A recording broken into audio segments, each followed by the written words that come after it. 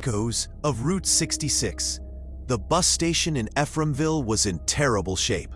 It was an old building that matched the small, dusty, and boring town around it. Margaret checked the time. It read 5 minutes before 2, which gave her plenty of time. She stepped out of the stifling July heat, which was record-breaking for this year, into the cool interior of the station.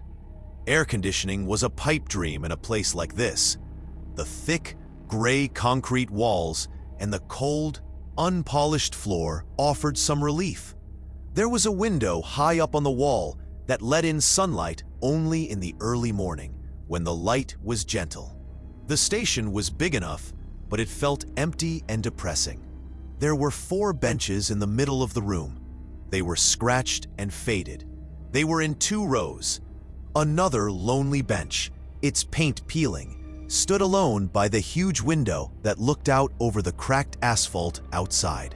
Near the entrance door, which looked out onto the boarding area, there was a dented trash can. In the corner by the ticket counter, there was a faded schedule board on the wall. It was probably there since the station first opened decades ago. Behind the benches, across from the counter, a narrow door led to a small restroom with a stained toilet, a dirty sink, and a smudged mirror. This place wasn't designed for people to stay long. It was a short stop between home and the next stop on the road. You could come in, buy a ticket, wait for your bus, get on the bus, and get off. That's why the benches were so hard. There was no comfort here, just a place to sit while you counted down the minutes until you could leave.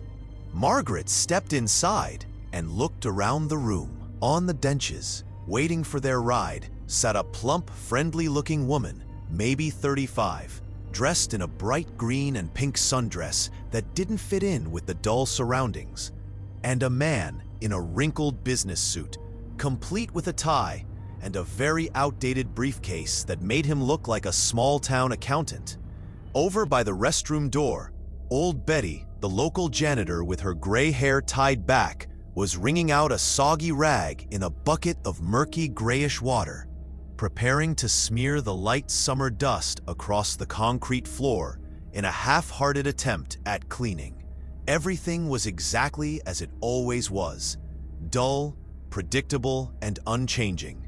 Margaret made the trip to Groverton, the neighboring county seat, twice a week. For 3 years, she had been going there on Tuesdays and Saturdays, and it was always the same. A changing group of passengers, sometimes a few, sometimes just 1 or 2, passed through. Betty either scrubbed down the station with her old mop or just started to wave it around lazily. Outside, the weather changed with the seasons. In the winter, snow piled up, and in the summer, the weather was so hot that the ground was baked. But the bus station stayed the same. It was the dullest, most depressing place imaginable. A purgatory that was not so subtly called a waiting room. She couldn't wait to leave and forget it. There were 2 buses to Groverton each day, one at 2:30 in the afternoon and another at 5 p.m. Margaret almost always took the one that left at lunchtime. She had started going to it regularly over time. She was going to see her older sister, Mary Ann, who lived alone in a small house on the edge of Groverton. Mary Ann had been struggling with Parkinson's disease for years, and it was getting worse. No matter how much Margaret begged, Mary Ann refused to move in with her. Their arguments about it always ended in tears. "I'm tired of having to go out to see you," she'd shout. "Then don't bother. I'll get by just fine," Mary Ann would respond angrily. "Fine, I won't come anymore," Margaret would respond. "Good, get lost, don't ever come back," came the reply. But sure enough, 3 days later, Margaret would be back on that bus to Groverton. The sisters would act like they hadn't argued, sipping tea in tense silence until the next fight. You could understand Margaret's point of view. Her sister's refusal was frustrating, and the constant trips had taken a toll on her. The sight of that run-down bus station, the sad benches, Betty's constant mopping, and the old, shaky Greyhound bus on Route 66 for an hour and a half was enough to make her wish the whole thing would just crash and burn. Margaret walked to the ticket counter and nodded quickly to the cashier. Today it was Tony, a loud, friendly woman with a good sense of humor and a talent for remembering people's faces. Tony noticed Margaret and didn't even ask. She punched a few keys, printed the ticket, and slid it through the scratched plastic window with a smile. "Here's your seat 4, right behind the driver, same as always," she said cheerfully. "Thanks, Tony," Margaret replied, sliding her pre-counted cash across the counter from her worn leather wallet.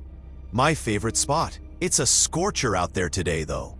"Good thing there's barely any wind," Tony added, leaning forward a bit. "It must be brutal riding in this heat, huh?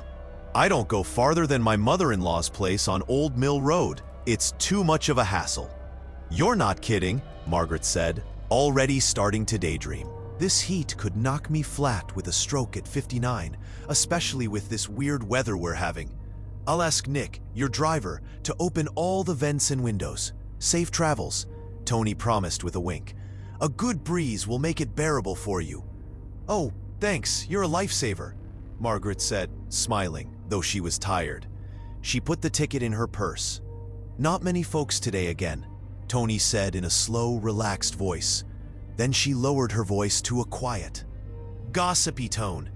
"Those two over there might be on your bus. That chubby lady, I swear I've seen her around town somewhere, maybe at the diner. And that young guy. Look at him, all dressed up in a suit in this heat. He must be from out of town. We don't get fancy types like that here, except maybe the DA or that stuck-up water department boss. Oh, and there's a little girl too," she added casually. Right then, the old rotary phone on Tony's desk let out a shrill, grating ring that cut through the quiet. She grabbed the phone and started talking loudly, her voice echoing off the concrete walls. Margaret figured their little chat was done and stepped back from the window. What little girl was she talking about? Sure enough, over on the bench by the big window sat a girl, maybe 10 years old, skinny as a rail, wearing a bright pink dress with matching pink socks and sandals. Her long golden blonde hair spilled over her shoulders, framing a delicate, sad little face that looked almost too perfect. In her small hands, she held a huge, multicolored plastic beach ball, the kind you'd see at a summer picnic. "Huh, where'd she pop up from?" Margaret thought, frowning slightly. "I didn't notice her when I walked in. Something that colorful in this gray place would have caught my attention right away." The beach ball made her think of something from her childhood, but she couldn't remember what. Could she be with the plump woman sitting nearby? They didn't seem to even glance at each other, though. Or maybe with the guy in the suit. Or maybe she was with the girl and her father or uncle. But he was so lost in his own thoughts that he didn't notice her. Oh, never mind, Margaret decided with a casual shrug. She had never had children herself. After an abortion at 19, the doctors had been blunt. "You can't have kids," they had said. She glanced at her watch. It was almost time to leave. Through the window, she saw the familiar, disliked Greyhound pull up to the boarding area, its engine rumbling like an old beast. Nick, the driver, strode in through the door, head down, not bothering to look around. He made a beeline for Tony to grab his route papers. They started talking, their voices barely heard over the background noise of the station. The loudspeaker crackled to life. "Boarding for the route now starting at platform 1, it announced. Margaret went to the exit, looking back quickly. The plump woman was up too, hurrying to keep pace behind her. The man was standing up too, trying to button his jacket. He raised his middle finger high in the air. Margaret's eyes widened and her face went pale, but she kept going. She forcefully opened the door and stepped back into the stifling July heat. Margaret took a couple of steps forward on instinct, then froze. Her mind tried to catch up. The bus had left the boarding area. "Where's the bus?" the man asked in a low voice. He was puzzled. He caught up to her side. "It was right here a second ago, I swear!" The plump woman insisted, her voice rising with confusion. I saw it pull in, and the driver went straight to the ticket booth." They both looked at Margaret as if to say something. She nodded slowly. "I saw it too," she confirmed. But the boarding area stretched out empty before them. Not a tire mark or puff of exhaust in sight. They stood there, looking around in every direction, shifting their weight from foot to foot. The place felt empty and abandoned, like an old ghost town. "They wouldn't just leave without us," Margaret said. Her voice sounded tight and forced, mostly to break the eerie silence. "We need to check with Tony." They shuffled back inside, the heat clinging to their clothes. Margaret marched straight to the ticket window and leaned in. Nothing. On the counter was a few coins, a chewed-up pen, an open logbook with curling pages, and some crumpled papers. But there was no Tony, no driver, and no sign of life. "Did they go into the restroom or something?" Margaret muttered under her breath. She looked around the room. She thought about asking Betty, but the old janitor was nowhere to be seen. Next to the bucket, a mop lay on the floor. Its rag was still wrapped around the handle, and a small puddle of dirty water was seeping out from under it. "Maybe they're in the restroom," Margaret said. Her voice was shaking as she moved closer to the door, feeling nervous. She felt uneasy, as if something was about to happen that she didn't want. Her two companions started to follow her, but the man hesitated. His face went red with embarrassment, and he took a step back towards the window instead. Margaret grabbed the bathroom door handle and pulled it open. If someone was inside, it would be locked with the latch, and she would just wait for Tony or Nick to come out. But the door swung wide, and there was a strange, thick darkness that seemed to swallow the light. She was startled and fumbled along the wall for the light switch. A dim light bulb flickered on overhead, lighting up the small space with its stained toilet, chipped sink, and cracked mirror. It was empty. "Is nobody in there?" the woman asked. Her voice trembled slightly from behind.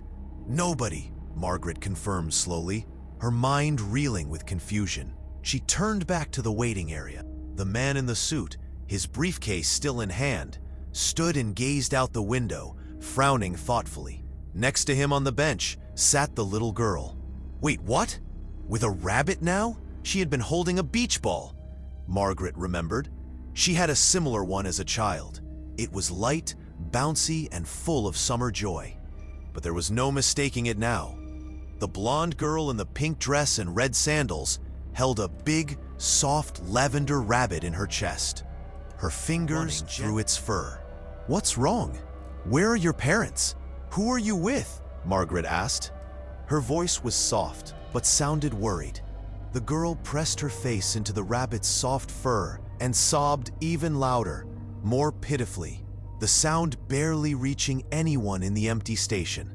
Margaret looked at the man and the plump woman standing nearby, feeling helpless. They stood a few steps away, listening closely to the conversation. Hey," Margaret said gently, reaching out to gently touch the girl's shoulder with her fingertips.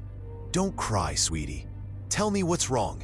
For a few tense seconds, the girl remained silent. Her shoulders trembled, and she mumbled into the rabbit. Her voice sounded quiet and small. "I feel sorry, so sorry," she said. Her voice was as lovely as her delicate features, pure and clear despite the tears.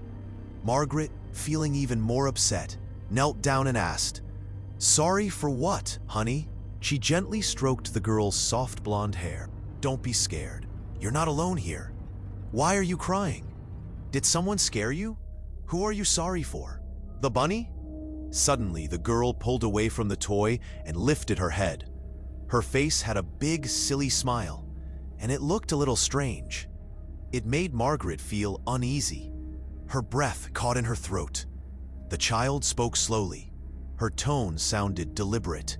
"I'm sorry for you, you dumb old hag, for ending up stuck here where no one will ever think of you again." She started laughing loudly, pointing her finger at the woman on the floor nearby. The woman was moving around on the floor and laughing in a way that was not like a child. Margaret jumped to her feet and staggered back. Her heart was beating quickly as she moved closer to the man and woman, her fellow travelers in this strange situation. They stood there, mouths open, staring at the kid who was rolling around on the bench, laughing.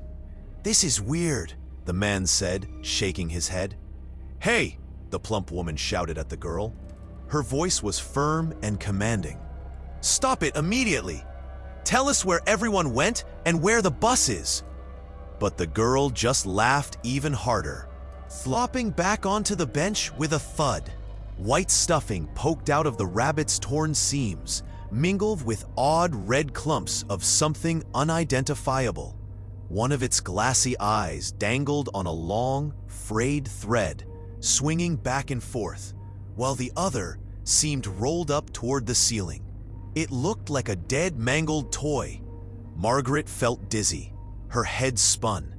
She walked unsteadily to a bench and sat down. The hard wood creaked under her weight. She thought, "I'm not going anywhere today." Her mind raced. This isn't like clocking in at a job. Marianne can survive without me. I'm done running myself ragged for her like some fool. If she won't move in with me, she can rot alone. She jumped up suddenly. She looked determined and started to walk to the exit. Lady, where are you going?" the plump woman called out, rushing forward to try to block her path. "The guy over there says we could call a taxi." "I don't care." Margaret became angry. Her voice sounded sharp with frustration. "I'm not in a hurry. I'm heading home. I don't know what's going on here." "Sure thing," the girl said in a firm tone. Her eyes narrowed as she glared angrily at both women from under her eyebrows. "Go ahead, you idiot. See you soon." "I don't know what's wrong with that kid," Margaret said. Her voice shook as she held the heavy doorknob. "But she's clearly out of it, really troubled. Who would let her go out alone like this?" "Does your phone work?" the man called out from across the room where he was sitting on a bench. His briefcase was next to him. "What?" Margaret replied, startled, and dug her old flip phone Nokia out of her purse with shaky hands, flipping it open. "Yeah, it works. Sorry to bother you," the man said, pausing for a moment as if embarrassed. "But could I borrow it to make a call? Mine isn't working. I have to be in Groverton by 5. Someone is picking me up there to take me to the train station, and I'm stuck here with no way out. I just need to let them know or call a cab." "No way," Margaret said angrily. She walked over and handed him the phone. "Who are you going to call? Where are you going?" She didn't like him at all. He was too good-looking, too young, and wearing a light blue dress shirt, a neatly knotted tie, and a ridiculous briefcase. She wondered what he was doing here, so far from the city. The man took the phone, dialed a number, and pressed it to his ear. He listened intently to the faint sounds on the other end before handing it back with a disappointed sigh. "No dice. It's dead," he said. "What?" Margaret said, surprised, and grabbed it back, punching in Marianne's number with ease. At first, Margaret heard the ringing sound of a phone line, but it was quickly drowned out by a loud, unpleasant noise. Then, she heard a sharp crunch, followed by a strange noise that sounded like a mix of garbled music and static hissing through the speaker. Margaret had spent nearly her entire adult life in Ephraimville, a town she knew very well. She had left for a few years to study in the state capital, a busy city a few hours away. But even then, she came back every weekend to visit her parents. she couldn't stay away for long. The bus station was on the edge of town, so it was easy to get on the highway without having to drive through Ephraimville's small, potholed streets. From downtown where Margaret lived, you could catch the number 5 shuttle out here. It was the only shuttle route in town, despite its random number, looping through the same tired streets day after day. The bus station stop was the end of the line, and a couple of beat-up vans were usually there, waiting to be used again. On her walk to the stop, she didn't pass a single person. It was midweek, and the heat was unbearable. A dry wind kicked up dust, and this part of town was practically a ghost zone. As she got closer, she felt a cold dread start to overwhelm her. There were no vans waiting, no engines humming. Worse, the stop itself was gone. There was no trace of the old concrete shelter with its chipped paint and layers of graffiti scratched into the blocks. Margaret stood there, unable to do anything. She looked around, her eyes scanning the empty area around her. The road didn't end at the stop like it always had. It went on forever, disappearing into the hazy distance. Margaret knew that couldn't be right. She remembered that beyond this point, there should have been nothing but empty land and fields of dry grass. The interstate, Route 66, was miles off to the left, nowhere near here. But there it was, a road, clear as day, running left from town and right into the unknown, straight and unyielding, like it'd been drawn with a ruler. Where the stop sign used to be, there was a small roadside marker on a rusty metal pole. Its faded white letters spelled out Mile 321. Margaret recognized that sign. It was supposed to be on the highway to Groverton, not here. The sign was rusty and hot to the touch from the sun. Not a car had passed, not even a distant rumble. Suddenly, Margaret felt a deep, overwhelming loneliness wash over her. So intense it brought tears to her eyes. She felt like she was the only person in the world, left alone in that empty place. Okay, no shuttles. I'll just walk home, she decided, trying to shake off the panic. It was only a 20-minute walk from the station back to downtown Ephraimville. Not too bad, even if the heat was brutal and the wind was now whipping dust into her face. It was better than feeling stuck in this strange, unexplainable sadness. She started walking left, toward town. Her shoes made a crunching sound on the gravelly road. Then her phone buzzed in her bag, startling her. Someone's out there, she thought, her hands shaking as she reached for her phone and opened it.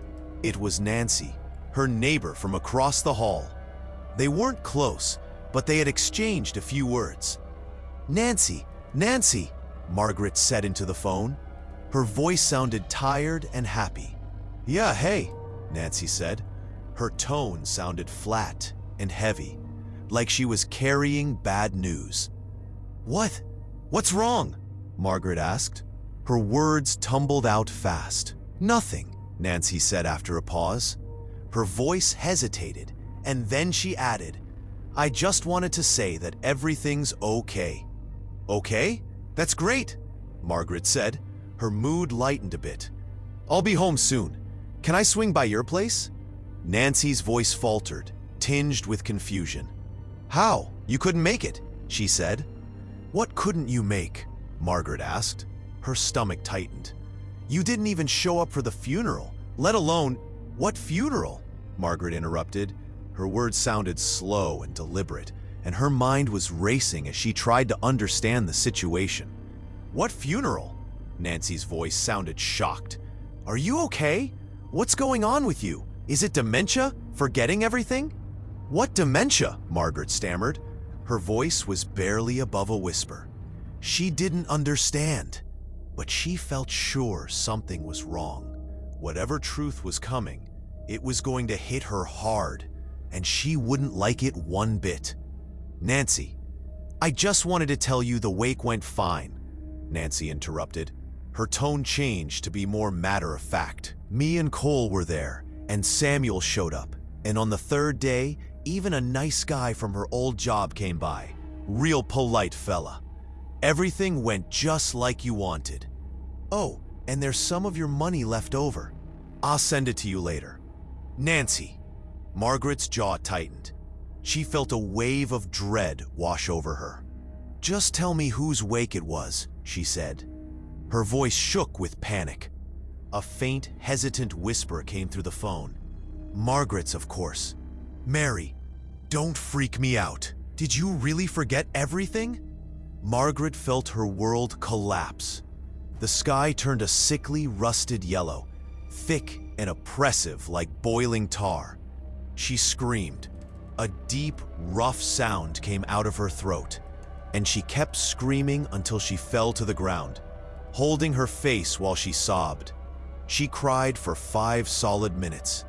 Tears soaked into the dry earth, and then she suddenly stood up and ran. She had to get home to her apartment where she could collapse onto the couch, pull a blanket over her head, curl into a tight ball and stay there, hiding from everything forever. She ran clumsily. Her legs felt unsteady, and she tripped over rocks, struggling to catch her breath. Her heart pounded so loudly that she thought it would burst. She felt exhausted and very sad. Finally, she stopped by the mile 321 sign, staring blankly at the worn white numbers and the rusty metal pole. Her chest moved up and down quickly. She let out a heavy, shuddering sigh, then turned and walked back toward the station. Her tired feet dragged through the dust with every step. They were waiting on the benches when she returned. The man had taken off his tie and jacket. His shirt sleeves were rolled up. The woman sat beside him, hunched over.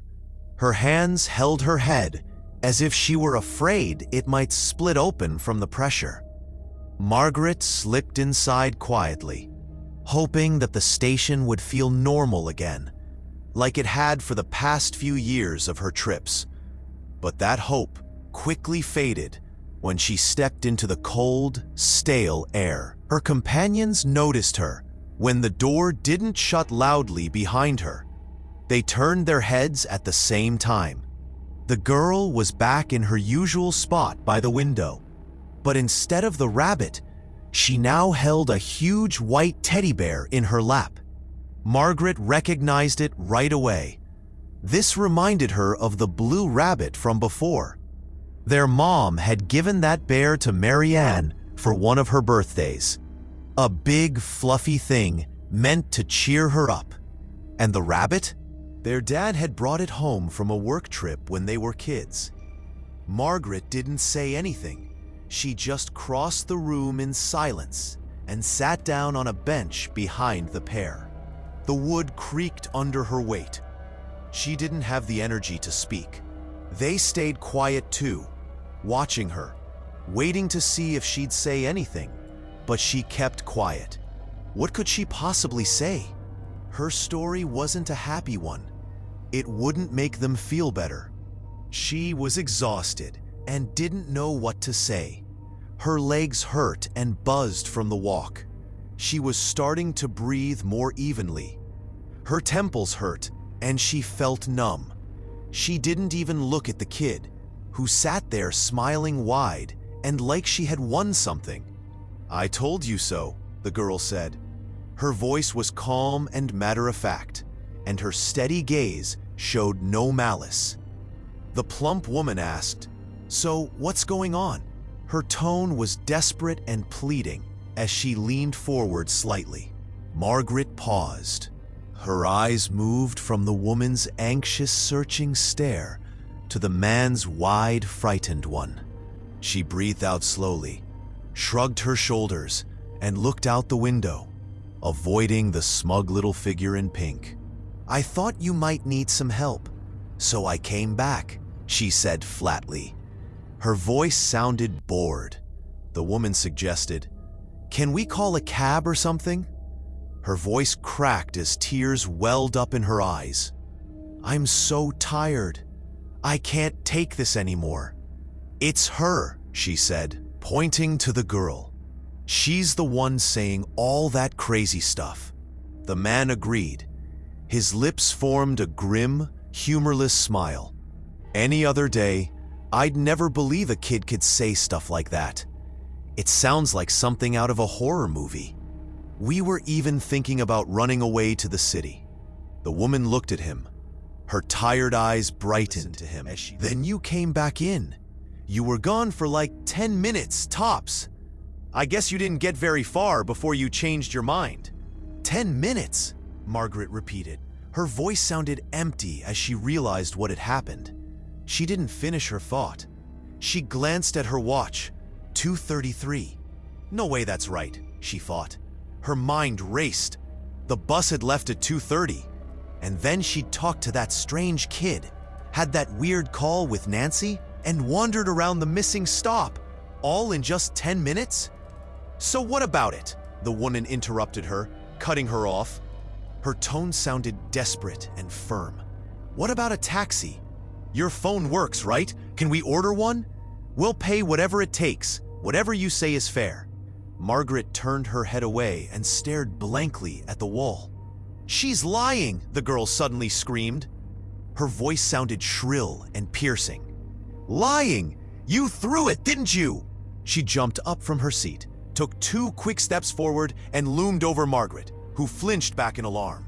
The girl's glare looked dark and threatening. Margaret felt her mouth go dry. Her heart pounded as she forced out, "Through what? What are you talking about?" She stood up quickly and tried to hit the girl, but the girl moved quickly and evaded her. Her footsteps echoed as she shrieked at the top of her lungs. "Help! Murder! She's killing me! My mom's gonna kill me! They killed me! Devils killed me!" In any other situation, it might have looked comical, like a child throwing a wild tantrum. But here and now, it was downright terrifying. The man jumped up, grabbed Margaret from behind, and hugged her tightly. He held her still for a few seconds while the woman ran to calm the shaking, screaming girl. The man let go and pointed Margaret to the empty spot on the bench beside him. His face showed he was serious but not unkind. "I believe you," he said firmly, then glanced at the plump woman for a moment before adding, "We both believe you. That little monster over there isn't going to tell us the truth. Just tell us what's going on out there. Or better yet, can we crash at your place for a couple of hours? I need to regroup somewhere. And I was thinking of calling my friends in Groverton to pick me up. I'll pay you for the trouble, whatever you want." He started to look through his briefcase, but Margaret stopped him. She pressed her hand firmly against his arm and spoke in a low, serious tone. "If I could get out of here, I'd have left a long time ago. We can't. It's not an option." They looked at each other for a few tense seconds. They silently understood each other. Then he quickly pulled his hand away, stood up, and threw his briefcase across the room at the girl, who was sitting by the window like usual. She still had that annoying smile on her face. The two women watched, stunned, as the briefcase sailed through the air and then, impossibly, hovered right in front of the girl's face. It stayed there for a few eerie seconds before dropping softly to the floor with a dull thud. Like nothing had happened, the three of them went outside together. The hot, dusty air hit them like a wall as they stood there, breathing it in deeply and looking around at the empty space around them. The sun remained motionless in the sky. The day dragged on without end. Margaret checked her watch again. It was still 3:07. She stared at the tiny second hand, counting as it ticked through 10 slow loops before the minute hand finally, reluctantly, shifted forward by 1 notch. It felt like time was moving very slowly. At first, everyone stood in heavy silence, each grappling with the weight of their thoughts, unsure how to put the unspeakable into words. The man, whose name was Steve, spoke up first. His voice sounded low and rough. "I never thought it would end like this," he said. "Like what?" Vera asked. Her voice shook a little as she turned to him. "Dead," Steve replied softly.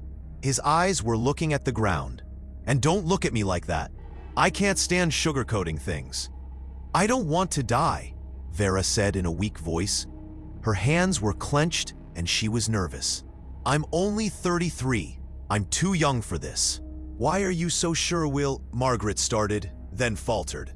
The word die caught in her throat. Steve looked at her, his face showing disdain. "Have you ever heard of this happening to someone you know? Or have you gone through it yourself?" Margaret thought for a moment, then whispered, "No, never." "Exactly," he said with a nod. "People who get caught up in stuff like this, they never come back. They're just gone." "I need to use the bathroom," Vera suddenly said. Her voice sounded shaky and urgent. "I'll be quick, I promise. I'm going around back. I can't stand looking at her." She hurried off along the side of the station. The gravel crunched as she walked. "Stephen?" Margaret asked quietly. Her voice was barely audible. "Is this just random? Our time is up and that's it?" He gave her a faint, tired smile. "Who knows? It could be God's plan or just a coincidence, depending on what you believe." "I never believed in anything," Margaret admitted softly. Her eyes looked distant as she added, "Right now, I don't understand anything." They stood there for a while. The silence stretched out again. "Where's Vera? We should stick together."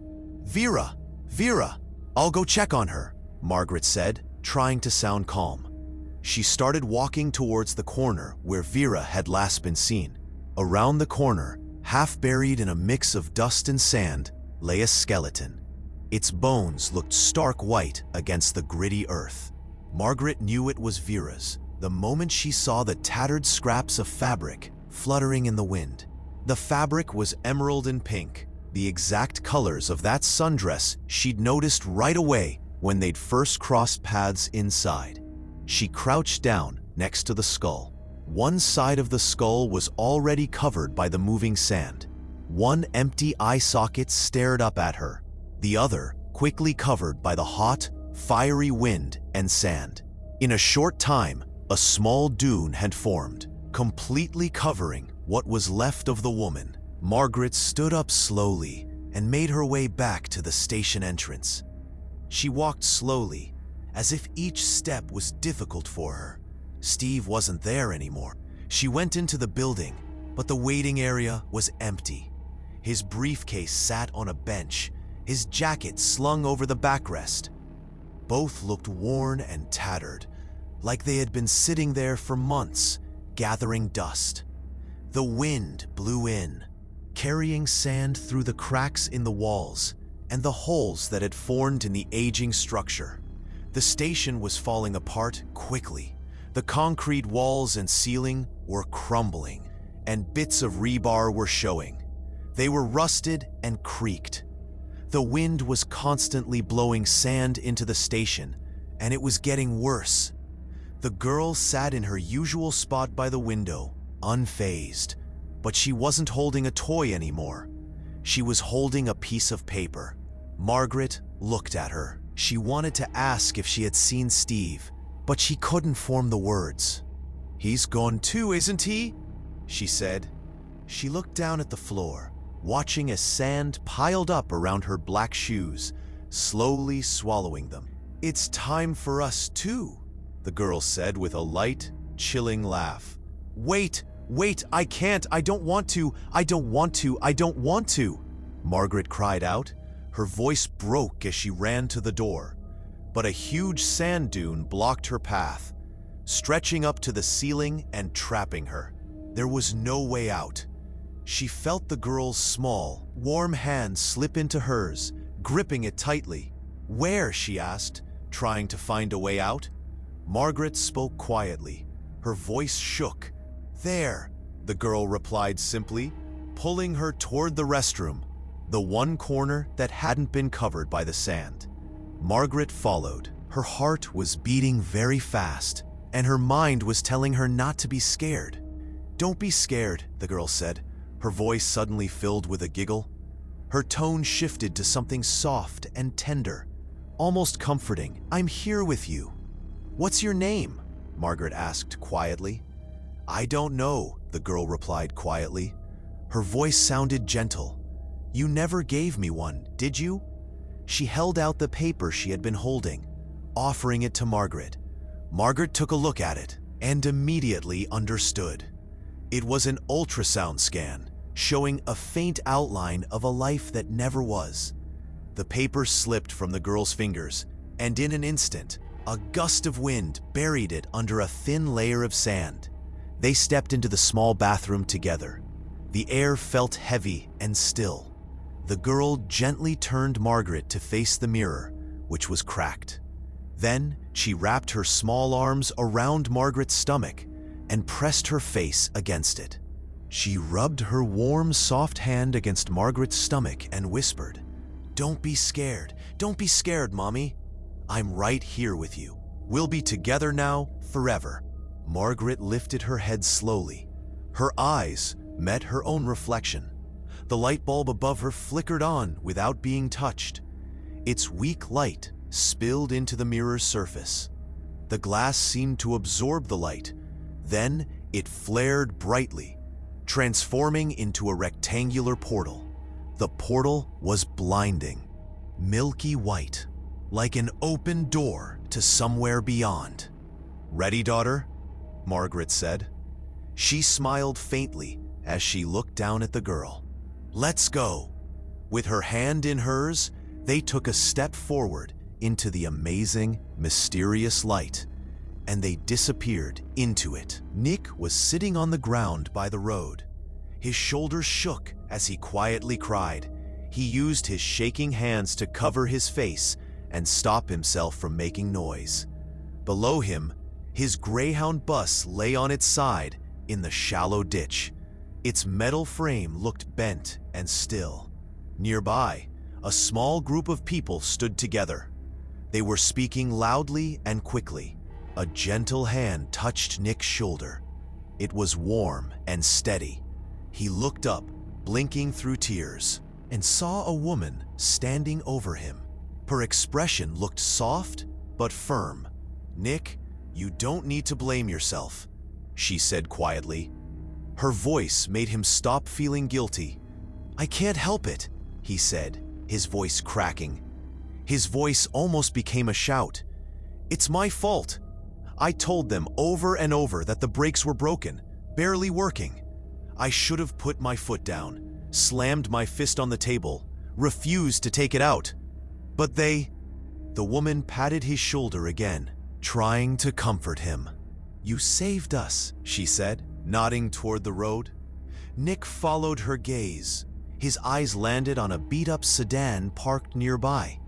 It was the same car he had narrowly avoided crashing into when the brakes suddenly stopped working. A young man in a suit and tie was standing by it.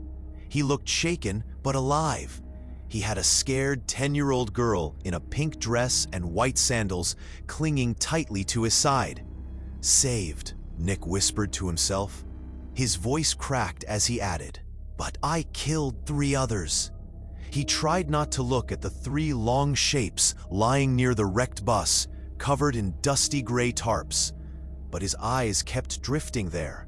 Under one of the tarps, a piece of green and pink fabric fluttered in the wind. "It's not your fault," a woman said. Her tone sounded regretful. "We're alive thanks to you. We hit like a freight train and we could have all been killed. But we're here. Me, my Steve, and our little Maggie. We'll be forever grateful." She squeezed his shoulder one last time and then walked back to her family, her loved ones, who were safe and breathing thanks to him.